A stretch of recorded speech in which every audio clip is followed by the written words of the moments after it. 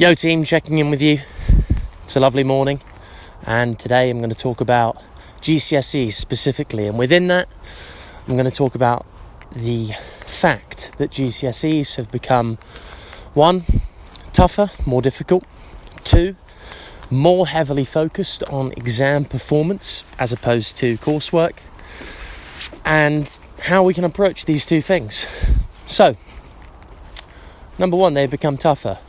This idea that, a 9 is a double A star and a 7 is kind of a lower A of the previous GCSEs. That's how they're matching up when you talk about them equivalently. Okay, I think it's something that we've just got to accept. Hey, look at me. I allegedly did the easier GCSEs, or as a matter of fact, I did the easier GCSEs. I got I got 8 A stars and 2 A's in my GCSEs. Did it matter that I got that particular combination of grades? I wouldn't say so. It's nice to get it, but it's, again, the punchline of the exam coach way is it's the person you become, the skills you develop through earning the grades you earn. What they actually are, obviously, you want them to be as high as possible because it does keep certain doors open, but that is not the be-all and end-all. The be-all and end-all is the lessons and the growth that you learn from the whole process. So let's just, number 1, get positive about these exams. It's the same for everybody. Don't compare yourself to previous generations or anything. Just focus on you and your prospects and what you can do to do as well as you possibly can in these exams. And one way you can set yourself up to do as well as you possibly can is to focus on the performance aspect of exams. This means getting a strong routine about the way you do exams. It's a technique, it's a skill, it can be learned, and it involves, for me, the pre-exam, the during exam, and the post-exam routine. And what a routine does is it gives you certainty about what you're doing.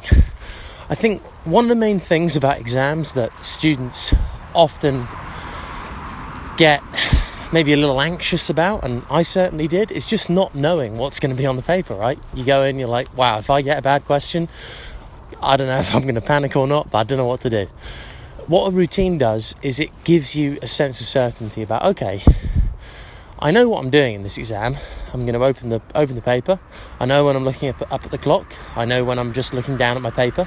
I know where I'm looking. I'm looking just at my paper.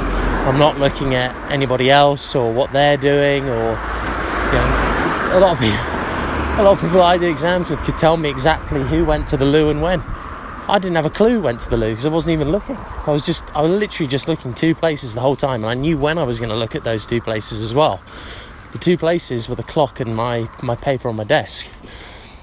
And I had my technique for each exam. So whether it was an essay-based subject, whether it was a question paper, all those kinds of different exams, you got to have your technique down for it. You got to know what you're going to do. It's your game plan.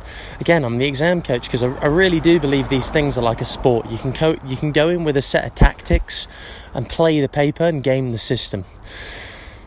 Another thing I just want to quickly end on is, I know in the news and the media especially, they like to kind of separate out the genders and categorize people in terms of their abilities. So an example of that would be, for example, the previous GCSEs based heavily on coursework. A lot of the time there would be the article written on, girls are always going to do better than boys because they're more attention to detail orientated. They work consistently over a longer period of time, a little bit better than boys. Whereas boys, perhaps a little bit more risky, a little bit more better at maybe just handling pressurized situations in the context of exams.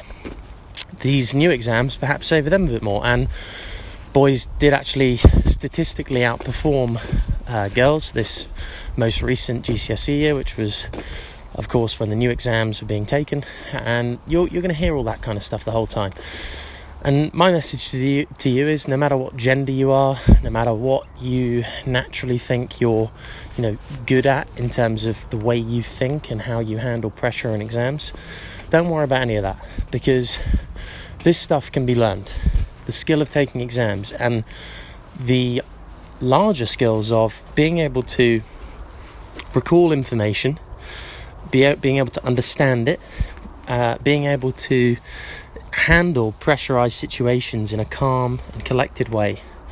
It's a skill that is going to carry you forward in life. You can apply it to so many different situations and really build yourself from that point. So I want to help you develop that skill and really develop some strong exam routines and techniques around the way you do exams, the performance aspect. In addition to that, we can work on the revision techniques, so making sure that you actually understand and recall the information in a way that the examiner wants to see it.